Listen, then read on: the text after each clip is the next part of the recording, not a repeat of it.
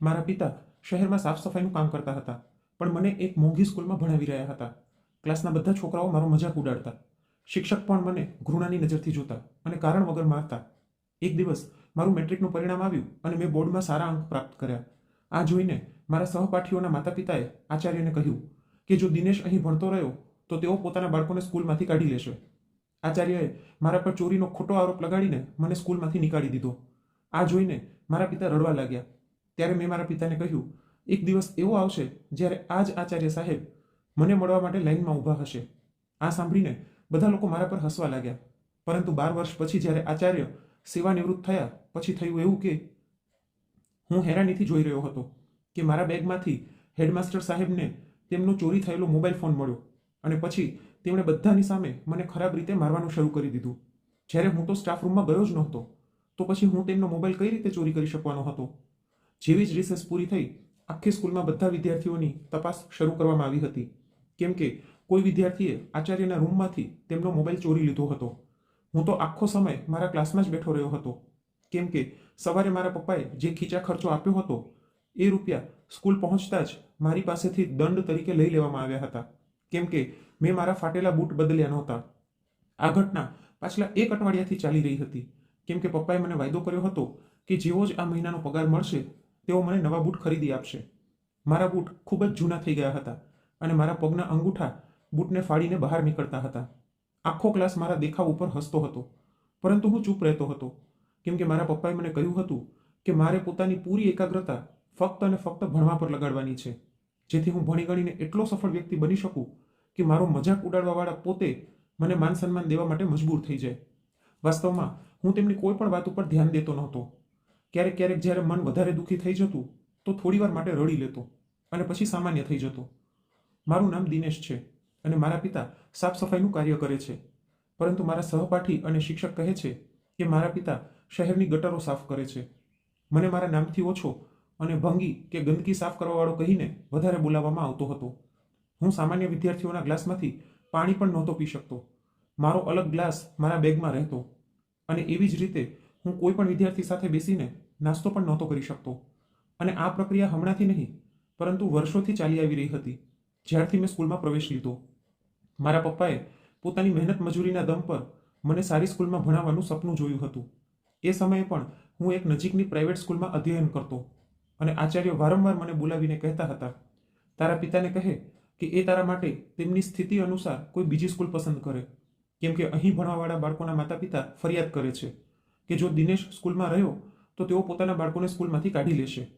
તેમની વાતો સાંભળીને મારું લોહી ઉકળવા લાગતું, પરંતુ હું ચૂપ રહી જતો. જ્યારે પણ પપ્પા સાફ અને ચોખ્ખા કપડાં પહેરીને મારી ફીસ દેવા સ્કૂલે આવતા તો આચાર્ય સાહેબ એમ જ કહેતા, દિનેશને કોઈ બીજી સ્કૂલમાં દાખલ કરાવડાવી દો, અમારા સ્કૂલની પ્રતિષ્ઠા ખરાબ થઈ રહી છે. પપ્પા દર વખતે ચૂપચાપ પાછા ફરી જતા હતા. આજે મારા વાળ આચાર્ય સાહેબના હાથમાં હતા અને તેઓ મને ખેંચીને એસેમ્બલી હોલમાં લઈ ગયા. અન્ય કક્ષાના વિદ્યાર્થીઓ પણ ત્યાં જમા થઈ ગયા હતા. ત્યારે તેમણે મારા પપ્પાને ફોન કરીને બોલાવ્યા. બિચારા પપ્પા ગભરાતા સ્કૂલે પહોંચ્યા. ડેસ્ક સાથે ભટકાવાના કારણે મારા ચહેરા પર સોજો આવી ગયો હતો અને ઘણી જગ્યાએ ચામડી છોલાઈ ગઈ હતી. હું રડી રડીને આચાર્ય સાહેબને કહી રહ્યો હતો, હેડમાસ્ટર સાહેબ, મેં ચોરી નથી કરી. પરંતુ તેઓ મને ગંદી ગંદી ગાળો આપી રહ્યા હતા અને કહી રહ્યા હતા કે હવે તેઓ મને કોઈ પણ હાલતમાં અહીં નહીં રાખે. આજે સવારે હું ખૂબ જ ખુશ હતો, કેમ કે મારું મેટ્રિકનું પરિણામ આવ્યું હતું અને મેં ખૂબ જ સારા માર્ક પ્રાપ્ત કર્યા હતા.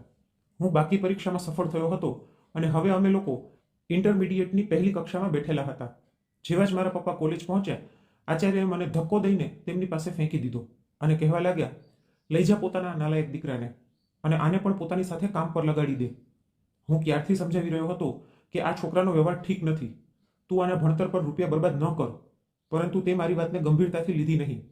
હવે જો આણે કેટલી નીચી હરકત કરી છે. સ્ટાફ રૂમમાં જઈને આણે ન ફક્ત મારો મોબાઈલ ચોર્યો, પરંતુ એક અન્ય શિક્ષકનું પર્સ પણ ચોરવાનો પ્રયાસ કર્યો. જ્યારે તેઓ બાથરૂમ ગયા હતા ત્યારે આને રવિએ જોઈ લીધો. રવિ મારા કક્ષા શિક્ષક હતા અને મારાથી ખૂબ જ નારાજ રહેતા હતા. પપ્પા હવે અવિશ્વાસથી મારી તરફ જોઈ રહ્યા હતા. મારો જખમી ચહેરો અને હોઠ પાસેથી વહેતું લોહી તેમના મનને ભાંગી રહ્યું હતું. હું રડતા રડતા બોલ્યો, પપ્પા, મેં કોઈ ચોરી નથી કરી. હું તો આજે રિસેસમાં પણ ક્લાસની બહાર નહોતો ગયો, કેમ કે મારો ખીચા ખર્ચ તો હર સમયે કોઈને કોઈ દંડમાં કપાઈ જાય છે. હું તો ઘણા દિવસોથી ક્લાસમાં જ બેઠો રહું છું. પપ્પાએ મારી વાત સાંભળીને મને પોતાના ગળે લગાડી લીધો અને પોતે રડતા રડતા આચાર્યની સામે હાથ જોડીને બેસી ગયા અને બોલ્યા, સર, કૃપા કરીને મારા દીકરાને કોલેજમાંથી ન નીકાળો. આની જિંદગી બરબાદ થઈ જશે. જો આણે કોઈ ભૂલ કરી છે તો એના બદલે હું ક્ષમા માંગી લઉં છું. પરંતુ આચાર્યએ તેમની કોઈ વાત સાંભળી નહીં અને સુરક્ષા ગાર્ડને બોલાવવા લાગ્યા, જેથી તે અમને બંનેને કોલેજની બહાર નીકાળી શકે. આ જોઈને મેં પપ્પાનો હાથ પકડીને તેમને ઊભા કર્યા અને કહ્યું, પપ્પા, રડો નહીં. આજે આ લોકો મારા ઉપર ખોટો આરોપ લગાડીને આ કોલેજથી નીકાળી રહ્યા છે. પરંતુ તમે જોજો, એક દિવસ એવો જરૂર આવશે જ્યારે આ જ લોકો મને મળવા માટે સમય માંગતા હશે. ખબર નહીં એ સમયે મારા અવાજમાં એવું શું હતું જેને સાંભળીને પપ્પા ચૂપ થઈ ગયા, પરંતુ બાકી લોકો મારા પર હસવા લાગ્યા. મેં મારા આંસુ લૂછ્યા, મારું સ્કૂલ બેગ ઉપાડ્યું અને પપ્પાનો હાથ પકડીને બહાર નીકળી ગયો. પહેલાં પણ ઘણી વખત બધાની સામે મારું અપમાન કરવામાં આવતું હતું, પરંતુ આ વખતે જે કંઈ પણ થયું તેણે મારા માસૂમ મનને અંદર સુધી ઝંઝોળી નાખ્યું હતું. ઘરે પહોંચીને પપ્પા ખાટલા પર બેસીને રડવા લાગ્યા અને મમ્મી મારો હાલ જોઈને રડતા રડતા મને દવા લગાડવા લાગી. મેં તેમને સમજાવ્યા કે તેઓ ચિંતા ન કરે. ઘણા દિવસો સુધી હું મારા ઘાયલ ચહેરાના કારણે ઘરે જ રહ્યો, પરંતુ જેવી જ તબિયત થોડીક ઠીક થઈ, હું સીધો મારા એક મિત્રની પાસે પહોંચ્યો, જેના પર મને પૂરો વિશ્વાસ હતો કે એ મારી મદદ જરૂર કરશે. તે પાછલા 6 મહિનાથી એક ડૉક્ટરના ક્લિનિકમાં કામ કરી રહ્યો હતો અને તેણે મને ઘણી વખત કહ્યું હતું કે ડૉક્ટરને કોઈ એવા છોકરાની જરૂરત છે જે સફાઈની સાથે પાટાપિંડી કરી શકે અને દર્દીઓને સંભાળી શકે. મને પોતે પણ શોખ હતો કે હું પણ એક દિવસ ડૉક્ટર બનું, પરંતુ હું એ પણ સારી રીતે જાણતો હતો કે ડૉક્ટર બનવા માટે ઘણા બધા રૂપિયાની જરૂરત હોય છે. મેં પપ્પાને તો જણાવ્યું નહોતું, પરંતુ મનમાં એ વિચારી રાખ્યું હતું કે હું નર્સિંગનો કોર્સ કરી લઈશ. મારા આ મિત્રનું નામ સંજય હતું અને તે એક સારા ભણેલા ગણેલા પરિવારથી સંબંધ રાખતો હતો, પરંતુ પોતાના શોખના કારણે તે ભણવાની સાથે સાથે એક ડૉક્ટરની પાસે કામ પણ કરતો હતો. ડૉક્ટર તેના કામથી એટલા સંતુષ્ટ હતા કે તેમણે સંજયને પોતાના ભાઈની દવાની દુકાન પર બપોરના 3 વાગ્યાથી રાતના 10 વાગ્યા સુધી નોકરી પર રાખી લીધો હતો. મારો આ મિત્ર બાકી લોકોથી બિલકુલ અલગ હતો. જ્યાં સુધી અમે સાથે ભણતા હતા તેણે મારું ખૂબ ધ્યાન રાખ્યું અને પોતાના ઘરેથી મારા માટે ખાવા પીવાની વસ્તુઓ પણ લાવતો હતો. જ્યારે મેં એને પોતાની સમસ્યા જણાવી તો તે ગુસ્સામાં આવી ગયો અને બોલ્યો, યાર, એ પ્રિન્સિપલ તો સીધો એ જ ઈચ્છતો હતો કે તું એ કોલેજમાં ન ભણે, બીજું કોઈ કારણ નથી. તારા માર્ક્સ આટલા સારા આવ્યા છે કે તેમના બાકીના છાત્રો એટલા માર્ક્સ ના લાવી શક્યા. હું પણ આ વાતને સમજતો હતો, પણ હશે. સંજય મને પોતાની સાથે ડૉક્ટર સાહેબ પાસે લઈ ગયો. ડૉક્ટરનું નામ વિરલ ગાવડે હતું અને તેઓ વિદેશથી ભણીને આવ્યા હતા, એટલા માટે તેમના વિચાર બીજા લોકો કરતાં અલગ હતા. તેમણે મને અમુક જરૂરી વાતો પૂછી અને પછી કહી દીધું કે હું કાલથી જ તેમના ક્લિનિકમાં કામ શરૂ કરી દઉં. આગલા દિવસે મેં દિવાળી પર પહેરેલો મારો જૂનો શર્ટ કાઢ્યો, જે મમ્મીએ 2 વર્ષ પહેલાં આપ્યો હતો. તેને પ્રેસ કરાવ્યો અને સારી રીતે તૈયાર થઈને ક્લિનિક પહોંચી ગયો. મેં આખા ક્લિનિકની સફાઈ કરી, કુલરમાં પાણી ભર્યું, ડૉક્ટર સાહેબના રૂમની સારી રીતે સફાઈ કરી અને પછી ત્યાં પહેલાંથી કામ કરી રહેલા એક વરિષ્ઠ છોકરાની સાથે બેસીને દર્દીઓને સંભાળવા લાગ્યો. ડૉક્ટર સાહેબ મને કામ કરતો જોઈને ખૂબ જ ખુશ થયા. તેમણે તે વરિષ્ઠ છોકરાને નિર્દેશ આપ્યો કે મને જલ્દીથી જલ્દી બધું શીખડાવી દેવામાં આવે, જેથી હું પણ દર્દીઓને સંભાળવાને લાયક બની જાઉં. મારા ભાગમાં તેમના ઘરેથી તેમનું જમવાનું ટિફિન લઈ આવવાની જવાબદારી પણ હતી. ડૉક્ટર સાહેબની એક આધેડ વયની ઘરેલું સહાયિકા મને ટિફિન આપી દેતી હતી. ડૉક્ટર સાહેબના હજી લગ્ન થયા નહોતા, પરંતુ જમવાનું તેમના મમ્મી બનાવતા હતા. સૌથી સારી વાત એ હતી કે ક્લિનિકમાં કામ કરવાવાળા 4 છોકરાઓ માટે તેમના ઘરેથી જ જમવાનું આવતું હતું. શરૂઆતમાં હું તે બધા લોકો સાથે બેસીને ખાવા માટે મનાઈ કરી દેતો હતો. એટલે એક દિવસ ડૉક્ટર સાહેબે મને બોલાવીને મારી મુશ્કેલી પૂછી. મેં તેમને જણાવ્યું કે હું સામાન્ય લોકોની સાથે બેસીને જમી ના શકું, કેમ કે મને ડર છે કે ક્યાંક આ લોકો મને ઘૃણાની નજરથી ન જુએ અથવા તો સ્કૂલની જેમ મારો મજાક ના ઉડાવે. તેમણે મને સમજાવ્યું અને વિશ્વાસ અપાવ્યો કે અહીં એવું કંઈ નહીં થાય. મને ત્યાં કામ કરતા હવે 3 મહિના થઈ ગયા હતા. એક દિવસ જ્યારે હું જમવાનું લેવા તેમના ઘરે ગયો તો તેમની તે સહાયિકા ગભરાયેલા દેખાઈ રહ્યા હતા. મને જોતા જ બોલ્યા, દિનેશ, બેટા જલ્દી અંદર ચાલ. મેડમ એટલે કે ડૉક્ટર સાહેબના માતા સીડીઓ પરથી પડી ગયા છે. આ સાંભળીને હું દોડીને અંદર ગયો. તેમના માથામાંથી ખૂબ જ લોહી વહી રહ્યું હતું. એ દિવસે ડૉક્ટર સાહેબને એક જરૂરી મીટિંગ માટે સવારથી જ મોટી હોસ્પિટલે જવું પડ્યું હતું અને તેઓ હજી સુધી પાછા આવ્યા નહોતા. મેં તરત નિર્ણય લીધો અને તરત જ એમ્બ્યુલન્સને ફોન કર્યો. જ્યાં સુધી એમ્બ્યુલન્સ પહોંચે મેં પ્રાથમિક ઉપચાર તરીકે તેમના માથા પર ટાઈટ પટ્ટી બાંધી દીધી. મને જ્યારે એ ખબર પડી કે તેમને મધુમેહ એટલે કે શુગરની બીમારી છે તો મેં તરત જ મશીન મંગાવીને તેમનું શુગર લેવલ ચેક કર્યું. તેમનું શુગર લેવલ ખૂબ જ ખતરનાક રૂપથી નીચું પડી ગયું હતું. મેં તરત જ સહાયિકાને કહ્યું કે તેઓ જ્યુસ બનાવીને લાવે. લગભગ 20 મિનિટમાં એમ્બ્યુલન્સ પહોંચી. ત્યાં હાજર એમ્બ્યુલન્સ કર્મીઓએ પણ આ જોઈને મારા વખાણ કર્યા કે મેં સમય પર સમજદારી અને સૂઝબૂઝ દેખાડી. મેં ઘરના નંબર પરથી જ ડૉક્ટર સાહેબને ફોન કરીને સૂચિત કરી દીધા હતા. તેઓ ગભરાઈ ગયા અને તરત તે હોસ્પિટલની તરફ રવાના થઈ ગયા જ્યાં હું તેમની માતાને લઈને જઈ રહ્યો હતો. જ્યાં સુધી ડૉક્ટર સાહેબ ના પહોંચ્યા મેં મેડમનું ખૂબ જ સારી રીતે ધ્યાન રાખ્યું. ડૉક્ટર સાહેબ પોતાની મમ્મીને ખૂબ જ પ્રેમ કરતા હતા કેમ કે તેમના પિતાએ તેમના નાનપણમાં જ બીજા લગ્ન કરીને પહેલી પત્નીને છૂટાછેડા આપી દીધા હતા. જ્યારે ડૉક્ટરોએ તેમને કહ્યું કે જો દિનેશે સમય પર જ્યુસ ન પીવડાવ્યું હોત તો તેમની તબિયત હજી વધારે બગડી જાત. આ સાંભળીને સાહેબે મને ગળે લગાડી લીધો અને રડવા લાગ્યા. મેં પહેલી વખત લોકોનું આવું રૂપ જોયું હતું જ્યાં એક સાધારણ વ્યક્તિને પણ માણસ સમજવામાં આવે છે. હું પોતે પણ ડૉક્ટર સાહેબને ગળે વળગીને રોઈ પડ્યો. આ મારી જિંદગીનો સૌથી મુખ્ય વળાંક હતો. ડૉક્ટર સાહેબ અને તેમના માતાજી હવે મને પોતાના બાળકથી પણ વધારે સ્નેહ દેવા લાગ્યા હતા. ડૉક્ટર સાહેબ પહેલાથી જ મારી સ્થિતિથી પરિચિત હતા, પરંતુ જ્યારે તેમના માતાજીને મારા વિશે બધી ખબર પડી તો તેમણે ડૉક્ટર સાહેબને કહ્યું કે આ છોકરાનો ભણવામાં રેકોર્ડ એટલો સારો છે તો આ ભણાવવાને લાયક છોકરો છે. તેઓ મને ભણાવવા માંગતા હતા. એ દિવસ મારા માટે એવો હતો જાણે કોઈ આંધળાને અચાનક દ્રષ્ટિ મળી ગઈ હોય. તેમણે મારો દાખલો કરાવ્યો અને હું કાયદેસર કોલેજ જવા લાગ્યો. ત્યારે મારા મનમાં એક વિચાર આવ્યો કે મારે ડૉક્ટર બનવાને બદલે બીજો કોઈ એવો તાકાતવર વ્યવસાય કરવો જોઈએ જેમાં મારી પાસે એટલો અધિકાર હોય કે લોકો મારાથી ડરે પણ અને હું તે ઓળખાણથી પણ છુટકારો મેળવી શકું જે લોકો મને એક સફાઈ કર્મી, ગંદકી સાફ કરવાવાળો કે નીચી જાતિનો વ્યક્તિના રૂપમાં આપતા હતા. હું ઈચ્છતો હતો કે એ લોકો પણ મને સન્માનથી જુએ. કોલેજથી પાછો આવીને હું ડૉક્ટર સાહેબના ક્લિનિકમાં કામ પણ સંભાળતો હતો. પછી તેમણે મને કહ્યું કે હું મારા અભ્યાસ ઉપર પૂરું ધ્યાન દઉં. આ તેમની જ પ્રાર્થના અને મહેનતની અસર હતી કે બીજા વર્ષમાં એક સફાઈ કર્મીના દીકરાએ બોર્ડમાં 3જી પોઝિશન મેળવી લીધી હતી. મારા માતા પિતા તેમના ખૂબ જ આભારી હતા અને વારંવાર એમ જ કહેતા હતા કે ડૉક્ટર સાહેબ અમારા માટે કોઈ સામાન્ય વ્યક્તિ નહીં પરંતુ સાક્ષાત દેવદૂત છે. અને એ જ હકીકત હતી. ક્યારેક ક્યારેક હું વિચારતો કે જે આશ્રયમાં અમારા જેવા પ્રિન્સિપાલ દયાશંકર હોય છે ત્યાં જ ભગવાને ડૉક્ટર વિરલ જેવા નેકદિલ વ્યક્તિ પણ પેદા કર્યા છે. મારાથી નાના મારા 3 ભાઈઓએ પણ પોતાનો અભ્યાસ ચાલુ રાખ્યો હતો. મારા વિચાર અને સમજદારી દિવસે ને દિવસે વધતી જતી હતી. એક સારા વાતાવરણમાં શિક્ષા પ્રાપ્ત કરવાના કારણે હું હવે પૂરી રીતે એક જવાબદાર વ્યક્તિ નજર આવવા લાગ્યો હતો. જ્યારે ડૉક્ટર સાહેબે મને મારા ભવિષ્ય વિશે પૂછ્યું તો મેં તેમને પોતાની ઈચ્છા જણાવી. તેઓ મારી વાત સાંભળીને ઘણીવાર સુધી હસતા રહ્યા અને પછી બોલ્યા, દિનેશ, તું હકીકતમાં સમાજમાં મળેલી અપમાનજનક સ્થિતિનો બદલો લેવા માંગે છે? શું તને નથી લાગતું કે જો તારા હાથમાં શક્તિ આવી ગઈ તો તું પણ એ જ અત્યાચારી વ્યવસ્થાનો ભાગ બની જઈશ? હું તેમની વાતને ઘણીવાર સુધી વિચારતો રહ્યો અને સાચું કહું તો તેમણે બિલકુલ સાચું કહ્યું હતું. બની શકે કે હું લોકોથી બદલો લેતા લેતા પોતે પણ કઠોર અને અન્યાયી બની જાઉં. છતાં પણ તેમણે મારી ઈચ્છાનું સન્માન કર્યું અને મેં એક સારા કોલેજથી સ્નાતકની ડિગ્રી મેળવી લીધી. તેમની ભલામણથી મેં પોલીસ વિભાગમાં ભરતી લઈ લીધી. જોકે મેં બધી પરીક્ષાઓ ઉત્તીર્ણ કરી હતી અને ફિટનેસ ટેસ્ટ પણ સારી રીતે પાસ કર્યા હતા. છતાં પણ એ હકીકત હતી કે મારે અંતિમ ચરણમાં ભલામણની જરૂરત પડી. મને સબ ઇન્સ્પેક્ટરના પદ ઉપર નિયુક્ત કરવામાં આવ્યો. આ મારા માટે કોઈ સપનું સાકાર થવા જેવું હતું. મારી સાથે મારા માતા પિતાના આશીર્વાદ અને પ્રાર્થનાઓ હતી અને ડૉક્ટર સાહેબના માતાજીની પ્રાર્થનાઓ પણ. ડૉક્ટર સાહેબ મને પોતાના નાના ભાઈ જેવો માનતા હતા. જોત જોતા મારી સામે સફળતાના નવા નવા દ્વાર ખુલતા ગયા અને 10 વર્ષોમાં હું ડીએસપીના પદ પર નિયુક્ત થઈ ગયો. ડૉક્ટર વિરલે ક્યારેય લગ્ન કર્યા નહોતા અને તેમના માતાજી પણ દુનિયાથી વિદા થઈ ગયા હતા. મારા મમ્મી મને ખૂબ જ ખીજાતા હતા, છતાં પણ હું લગ્ન કરવા માટે રાજી થયો નહીં.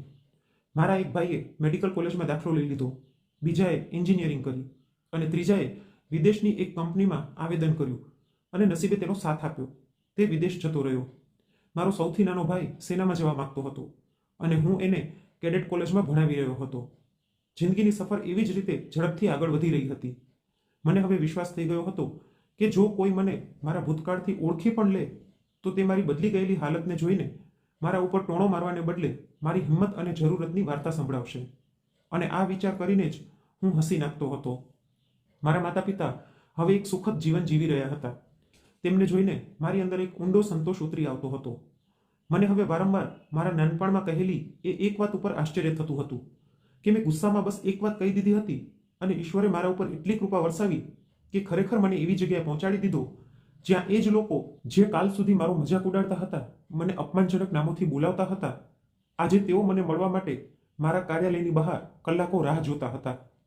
મારી આદત હતી કે હું અલગ અલગ ગામડાઓમાં ખુલ્લી બેઠક બોલાવતો હતો, જેનો ઉદ્દેશ્ય એ હતો કે સામાન્ય લોકો પણ મારા સુધી સીધા પહોંચી શકે અને તેમની નાની નાની સમસ્યા સરળતાથી હલ થઈ જાય, જેથી હું તેમની દુઆઓ મેળવી શકું. એક દિવસ હું એક ગામમાં આવી જ રીતે ખુલ્લી બેઠક બોલાવીને બેઠો હતો કે એક વૃદ્ધ થાકેલા મારી સામે આવીને ઊભા રહ્યા. તેમના દીકરાઓએ એમના મકાન પર કબજો કરી લીધો હતો અને તેમને ઘરેથી કાઢી નાખ્યા હતા. હું તેમના ચહેરાને ધ્યાનથી જોવા લાગ્યો. લાગી રહ્યું હતું જાણે મેં એમને ક્યાંક જોયા હોય. જ્યારે મેં તેમની અરજી ઉપર તેમનું નામ વાંચ્યું તો એકદમ મારા મનમાં મારા કોલેજના પ્રિન્સિપલ સાહેબનો ચહેરો ઉભરી આવ્યો. સમય જ્યારે બદલે છે તો કેવા કેવા લોકો મજબૂર અને લાચાર થઈ જાય છે, એ વિચારીને મારી આંખમાં આંસુ આવી ગયા. મારા આચાર્ય સાહેબની સાથે એક છોકરી પણ હતી. તેણે પોતાના આખા ચહેરાને દુપટ્ટાથી ઢાંકી રાખ્યો હતો. ફક્ત તેની આંખો જ દેખાઈ રહી હતી. તે એમની સૌથી નાની દીકરી કોમલ દયાશંકર હતી, જેને ભાઈઓએ મિલકતની સાથે સાથે ઘરેથી પણ બહાર નીકાળી દીધા હતા. મેં મારી ટીમને કહ્યું કે આ વૃદ્ધની અરજી ઉપર તરત કાર્યવાહી કરવામાં આવે અને તેમના દીકરાઓ પાસેથી તેમનું ઘર પાછું અપાવવામાં આવે અને આગળ પણ જો તેઓ આમને હેરાન કરે તો તેમને સખ્તાઈથી સમજાવવામાં આવે. મને વિશ્વાસ હતો કે મારી ટીમ મારા ઈશારાઓને પણ સમજી જાય છે. એ સમયે મારા આચાર્ય દયાશંકર સાહેબને બધા સામે શરમાવવા મને યોગ્ય ન લાગ્યા, કેમ કે એ જેવા પણ રહ્યા હોય પરંતુ મારા શિક્ષક હતા, એટલે મેં તેમને કંઈ કહ્યું નહીં. મેં તેમને આશ્વાસન આપ્યું અને કહ્યું કે તેઓ મારી ટીમની સાથે ઘરે જતા રહે. મારા જવાન તેમના દીકરાઓને સારી રીતે સમજાવી દેશે અને જો ભવિષ્યમાં પણ તેઓ કોઈ સમસ્યા ઊભી કરશે તો અમે લોકો જોઈ લઈશું. આ સાંભળીને તેઓ રોઈ પડ્યા અને હાથ જોડીને મારો ધન્યવાદ કરવા લાગ્યા. તેમણે ધ્રુજતા હાથે પોતાના જબ્બાના ખીચામાંથી અમુક વાળેલી નોટો કાઢીને મારી સામે રાખી દીધી અને કહ્યું, બેટા, આને મારી તરફથી એક નાનકડી ભેટ માની લેજો. તેમની આ હરકત જોઈને હું જોરથી હસી પડ્યો. પછી ધીમેથી તેમના કાન પાસે જઈને બોલ્યો, સર, હું આ રૂપિયા તો લઈ લઉં, પરંતુ ફરી તમે ક્યાંક આરોપ લગાડીને બધાની સામે ખીજાવાનું અને પીટવાનું શરૂ કરી દીધું તો? મારી આ વાત સાંભળીને તેઓ એકદમ ચોંકી ગયા અને પોતાની આંખોને જોરથી ખોલીને મને ઓળખવાની કોશિશ કરવા લાગ્યા. મેં તેમની મુશ્કેલી સરળ કરી દીધી અને ધીરેથી કહ્યું, હેડમાસ્ટર સાહેબ, હું એ જ દિનેશ છું જેના પિતા ગલીઓમાં ઝાડુ લગાવતા હતા અને તમારા જેવા લોકોની ગટર સાફ કરતા હતા. મારો અવાજ કારણ વગર જ થોડો કઠોર થઈ ગયો હતો. આ સાંભળતા જ માસ્ટરજીના ચહેરા પર ડર અને શરમની રેખાઓ ઉભરી આવી. મેં તેમનો હાથ પકડીને કહ્યું, સાહેબ, ડરો નહીં. આ વાત ફક્ત તમે અને હું જ જાણીએ છીએ કે આપણે બંને એકબીજાને પહેલાથી જ ઓળખીએ છીએ. હું જાણતો હતો કે તેમને જરૂર એ ડર લાગી રહ્યો હશે કે ક્યાંક હું વર્ષો જૂનો બદલો તેમની પાસેથી ન લઈ લઉં. પછી તેમની દીકરી તેમને લઈને પાછી જતી રહી. મેં મારી ટીમને વિશેષ રૂપથી કહ્યું કે આ વૃદ્ધનું ખાસ ધ્યાન રાખવામાં આવે, કેમ કે તે શિક્ષણથી જોડાયેલા છે અને સમાજમાં એક શિક્ષકનું સન્માન સૌથી મહત્વપૂર્ણ હોય છે. મોહલ્લાના લોકોએ કહ્યું કે આનાથી પહેલા પણ તેમના નાલાયક દીકરા તેમને ઘણી વખત મારપીટ કરીને ઘરની બહાર નીકાળી દેતા હતા અને આ વખતે તો તેમણે હદ જ કરી નાખી. તેમણે પોતાની બહેનને પણ પિતાની સાથે ઘરની બહાર ઊભી કરી નાખી. તે દીકરાઓમાંથી એક કંઈક વધારે ભણેલો ગણેલો હતો અને એક પ્રાઇવેટ કંપનીમાં કામ કરતો હતો અને ત્રીજો દીકરો એક પ્રાઇવેટ સ્કૂલનો આચાર્ય હતો. મેં તેમને અલગથી બોલાવીને મારી રીતે વિશેષ સમજાવ્યા અને તેમણે મને વાયદો આપ્યો કે તેઓ ફરીવાર પોતાના પિતાને હેરાન નહીં કરે. હું આ વાતને લગભગ ભૂલી જ ગયો હતો કે લગભગ 15 દિવસ પછી અચાનક મારા એક કર્મચારીએ મને સૂચના આપી કે કોઈ સજ્જન મને મળવા આવ્યા છે. એ સમયે હું મારા નિવાસસ્થાન પર હતો. જ્યારે મેં તેમને અંદર બોલાવ્યા તો જોયું કે આ એ જ વૃદ્ધ અને તેમના દીકરી હતા. તેમના હાથોમાં ફળ અને મીઠાઈ હતી અને તેઓ મારો ધન્યવાદ કરવા આવ્યા હતા. મેં તેમને સન્માનપૂર્વક બેસાડ્યા અને મારી મમ્મીને પણ કહ્યું કે તે આવીને તેમને મળે. આચાર્ય સાહેબ મારી સામે હાથ જોડીને બેસી ગયા અને મારી પાસે માફી માંગવા લાગ્યા. બેટા, મેં તારી સાથે ખૂબ જ ખોટું કર્યું. હું શું કરત? એ સમયે મારા ઉપર દબાણ પણ હતું અને મને ડર પણ હતો કે જો તું ભણવામાં આવી રીતે જ સારા અંક લાવતો રહીશ તો જે લોકો અમારા નિયમિત દાતા હતા તે નારાજ થઈ જશે કે અમે એક ગરીબ છોકરાને તેમના દીકરાથી વિશેષ પ્રાથમિકતા આપી. એટલા માટે મારી મજબૂરી હતી કે એ દિવસે મેં તારા ઉપર ખોટો આરોપ લગાવ્યો અને પછી તને કોલેજથી નીકાળી પણ દીધો. આ બધી વાતો કરતા કરતા તેમની નજરો સતત નીચે નમેલી હતી. તેમની દીકરી કોમલના ચહેરા ઉપર આજે કોઈ દુપટ્ટો હતો નહીં. જ્યારે મારી નજર તેના ઉપર પડી તો એક ક્ષણ માટે એવું લાગ્યું જાણે દુનિયા જ થંભી ગઈ હોય. પછી મેં આદરપૂર્વક મારી નજરો નમાવી લીધી. હું નહોતો ઈચ્છતો કે મારા શિક્ષકની દીકરીને હું એકીટશે જોઈ રાખું. મેં તેમને આગળ કંઈ પણ કહેવાથી રોકી લીધા અને કહ્યું, સર, જો એ દિવસે તમે મને આવી રીતે અપમાનિત કરીને કાઢ્યો ન હોત ને, તો કદાચ હું ફક્ત 1-2 વર્ષ સુધી સારા માર્ક્સ જ લાવતો રહે, પરંતુ આ સિદ્ધિ સુધી પહોંચવું મારા માટે અસંભવ હોત. મેં તેમને ડૉક્ટર વિરલ સાથે પોતાની મુલાકાત વિશે જણાવ્યું અને એ પણ જણાવ્યું કે આ બધું તેમની અને તેમની માતાજીની કૃપાથી થયું. મારા મમ્મીએ તે પિતા પુત્રી માટે ભોજનની વ્યવસ્થા કરી દીધી હતી. તેમણે ઘણી ના પાડી, પરંતુ મારી મમ્મીએ આગ્રહ કર્યો અને અંતતઃ તેઓ ભોજન માટે રાજી થઈ ગયા. મારી નજર વારંવાર એ છોકરી તરફ જઈ રહી હતી. ખબર નહીં કેમ એવું ક્યારે પહેલા મારી સાથે થયું નહોતું. કદાચ મારી મમ્મીએ મારી ચોરી છીપે કોમલને જોતી નજરો પકડી લીધી હતી. મમ્મીએ જ્યારે કોમલને પૂછ્યું કે તેણે કેટલો અભ્યાસ કર્યો છે, તો તેણે ખૂબ જ સંયમિત રીતે ઉત્તર આપ્યો કે તે MBAના અંતિમ વર્ષમાં છે. મમ્મીએ સીધું તેના પિતાને પૂછ્યું, તમે તમારી દીકરીના લગ્ન માટે કોઈ વાત નક્કી કરી છે કે હજી સુધી આ એકલી જ છે? એટલે પ્રિન્સિપલ સાહેબે ચોંકીને મારી મમ્મી તરફ જોયું અને પછી કહેવા લાગ્યા, હજી તો ક્યાંય પણ કોઈ વાત નક્કી નથી થઈ, કેમ કે એના ભાઈ આના અભ્યાસ પર થવાવાળા ખર્ચાને જ ફાલતુ ખર્ચો માને છે, એટલે લગ્ન વિશે તો કોઈ વિચારી પણ નથી રહ્યું. તેમના અવાજમાં એ વખતે એટલી ઉદાસી અને લાચારી હતી કે મારું મન પણ અચાનક ભરાઈ આવ્યું. એક પિતા પોતાની દીકરીને કેટલો પ્રેમ કરે છે, હું એ વાતને સારી રીતે સમજી શકતો હતો. હું મારા મમ્મીની મનસા જાણતો હતો, એટલા માટે મેં તેમને આંખોના ઈશારાથી સમજાવવાની કોશિશ કરી, પરંતુ તેમના ચહેરા પર છવાયેલી ગંભીરતા જોઈને હું ચૂપ રહી ગયો. હું નહોતો ઈચ્છતો કે હું કોઈની મજબૂરીનો ફાયદો ઉપાડું. ઘણી બધી છોકરીઓ પોતે જ મારી સાથે લગ્ન કરવાની ઈચ્છા દર્શાવી ચૂકી હતી, પરંતુ મેં ક્યારેય પણ કોઈ તરફ આગળ વધવાની કોશિશ કરી નહીં, કેમ કે હું ઈચ્છતો હતો કે જો મારી જિંદગીમાં કોઈ આવે તો એ એવી હોય જેને મારા ભૂતકાળની પણ સમજ હોય. સાથે જ મારી એક વિચિત્ર ઈચ્છા હતી કે કોઈ પણ મને મારા ભૂતકાળના સહારે અપનાવવાની વાત ન કરે. કોમલ અને તેના પિતા મારા ઘર સુધી રિક્ષામાં આવ્યા હતા, પરંતુ મેં મારા ડ્રાઈવરને કહીને તેમને સરકારી ગાડીથી તેમના ઘરે મોકલાવી દીધા. કોમલની ગંભીરતાએ મને ખૂબ જ પ્રભાવિત કર્યો. તેમના ગયા પછી મમ્મી ફરીવાર મારી પાછળ પડી ગઈ અને કહેવા લાગી, દિનેશ, હવે બસ કર, પોતાની જીદ મૂકી દે. હું ઘરડી થઈ ગઈ છું, ક્યાં સુધી તારી જવાબદારી હું ઉપાડતી રહીશ? આખી જિંદગી કામ કરતા કરતા નીકળી ગઈ. ભગવાને મને કોઈ દીકરી નથી આપી જે મારી પાસે બેસીને 2 પળ મને શાંતિ આપી શકે. 4 દીકરા આપ્યા અને ચારે એટલા નકામા છે કે કામ ધંધો હોવા છતાં પણ હજી સુધી કુંવારા બેઠા છે. મમ્મીએ અંતમાં એક પારંપરિક માની જેમ રડવાનું શરૂ કરી નાખ્યું. મને મમ્મીની આ જ આદતથી ડર લાગતો હતો. આખરે મેં બધી જવાબદારીઓ તેમના ઉપર મૂકી દીધી. રાત્રે હું મારા સ્ટડી રૂમમાં બેસીને મારી વીતેલી જિંદગી વિશે વિચારતો રહ્યો. ધન અને પદ વ્યક્તિની જાતિ, વર્ગ અને તેની બધી જ કમજોરીઓને ઢાંકી દે છે. એક ઊંડો શ્વાસ ભરીને મેં ભગવાનનો ખૂબ આભાર માન્યો કે તેમણે મને મારી હેસિયત કરતાં ક્યાંય વધારે આપી દીધું હતું. થોડાક જ દિવસોમાં મમ્મીએ કોમલના પિતા સાથે વાત કરી. તેમણે તો જાણે પહેલાથી જ રજામંદી આપી દીધી હતી અને તરત હા કહી દીધી. પરંતુ મેં મમ્મીને કહ્યું કે હું કોમલ પાસે તેની રજામંદી લીધા વગર લગ્ન નહીં કરું. પછી મેં તેની સાથે વાત કરી અને મારા વિશે એક એક વાત જણાવી દીધી. તેના જવાબમાં તેણે એક એવી વાત કહી જેને સાંભળતા જ મેં તરત નક્કી કરી લીધું કે આ છોકરી જ મારા નસીબની હકદાર છે. તે કહેવા લાગી, ભગવાને તમને પહેલા મુશ્કેલીઓથી પસાર કર્યા જેથી પછીથી તમને શ્રેષ્ઠ વસ્તુઓ આપી શકે. હવે જો તમે મને પોતાની જિંદગીમાં સ્વીકાર કરો છો તો હું તેને મારી ખુશકિસ્મતી સમજીશ. 1 મહિના પછી ખૂબ જ ધામધૂમથી અમારા લગ્ન થઈ ગયા. કોમલના પિતા ખૂબ જ ગર્વથી લોકોને મારો પરિચય કરાવતા રહ્યા કે આ મારા ખૂબ જ મેધાવી છાત્ર હતા જે આજે પોતાની મહેનત અને ઈશ્વરની કૃપાથી આ હોદ્દા ઉપર પહોંચ્યા છે. હું લોકોના ચહેરા જોતો રહ્યો, હસીને બધાની વધામણી સ્વીકાર કરતો રહ્યો. કોમલ મારી તરફ જોઈને શરમાળ અંદાજમાં હસી રહી હતી. મારા માતા પિતા અને મારા 3 ભાઈઓ ખૂબ જ ખુશ હતા અને હું પોતે પણ ખૂબ જ સંતુષ્ટ હતો. નિસંદેહ ઈશ્વર સૌથી શ્રેષ્ઠ પાલનહાર છે જે પોતાની સૃષ્ટિના દરેક દુઃખ પર પોતાની કૃપાનું મલમ અવશ્ય લગાવે છે. બસ વ્યક્તિએ ધૈર્ય રાખવું જોઈએ. તો મિત્રો, આ પ્રેરણાદાયક વાર્તાનો નૈતિક સંદેશ એ જ છે કે ધૈર્ય, પ્રામાણિકતા અને સારા ઈરાદાથી કરવામાં આવેલી મહેનતનું ફળ ઈશ્વર જરૂર આપે છે. તો આજની આ વાર્તા વિશે તમે શું કહેવા માંગશો તે કોમેન્ટ કરીને જરૂરથી જણાવજો. અને જો વાર્તા ગમી હોય તો લાઈક કરીને વધુમાં વધુ શેર પણ કરજો. અને આવી જ અવનવી વાર્તા સાંભળવા માટે ચેનલને સબસ્ક્રાઇબ